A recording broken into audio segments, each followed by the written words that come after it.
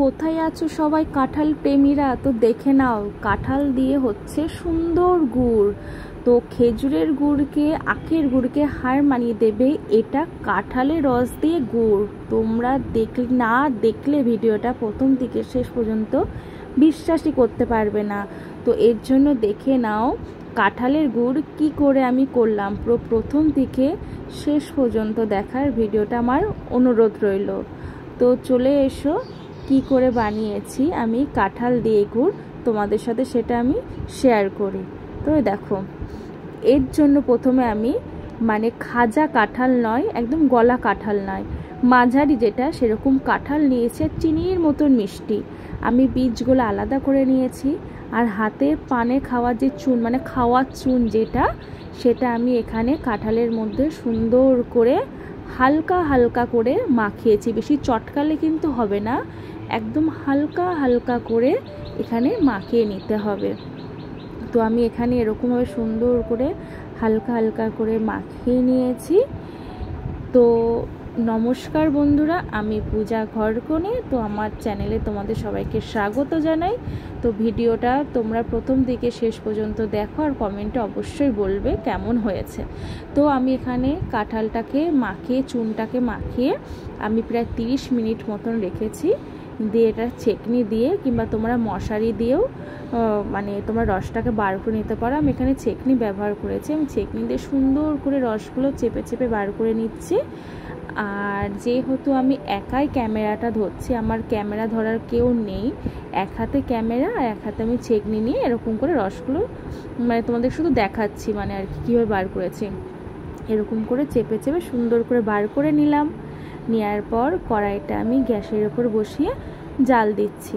তবে এই গুড়টা করতে করতে কিন্তু কোনো জায়গায় তোমাদের গেলে হবে না, ওখানটায় দাঁড়াতে হবে। আর এই গুড়টা আমার তৈরি করতে প্রায় 1.25 ঘন্টা সময় লেগেছে। তো হাতে সময় নিয়ে কিন্তু তোমাদের কাজটা করতে হবে।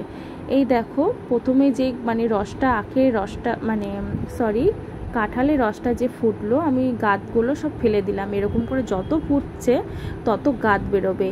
যে চুনটা আমরা এখানটায় মিশিয়েছিলাম, সেই চুনটা এরকম ফুটে বেরিয়ে চলে আসছে। আমি একভাবে তো ওই গাঁতটা ওই জল ফেনাটা আমি শুধু ফেলেই যাচ্ছি। দেখো বাটিতে সাইডে দেখেছো তো কতখানি ভরে গেছে।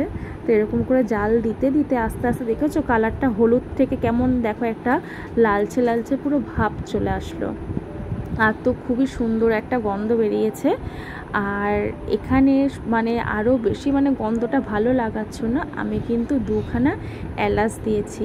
আর এলাচের গন্ধটা আমার কিন্তু খুব খুব খুবই ভালো লাগে। তোমরা চাইলেও দিতে পারো, না চাইলেও দিতে পারো। তো আমি সুন্দর করে এখানে জাল দিয়ে নিয়ে আমি গুড়টাকে তৈরি করছি। এই দেখো কত সুন্দর পুরো আর কি জাল হয়ে গেছে। আর রসটা দেখেছো তো কতখানি শুকিয়ে কয়টুকুনি হয়ে গেছে। তোমরা যেরকম খেতে পছন্দ করো, আমি যেরকম গাঢ় রসটা গাঢ় গুড়টা খেতে পছন্দ করি, ওর জন্য আমি জালটাকে বেশি করে গাঢ় করে জাল দিয়েছি। আর যারা একটুখানি পাতলা পছন্দ করো, তারা হচ্ছে এই অবস্থাতে যখন পুরো লাল হয়ে আসবে সেই মুহূর্তে তোমরা গ্যাসটাকে বন্ধ করে দিতে পারো।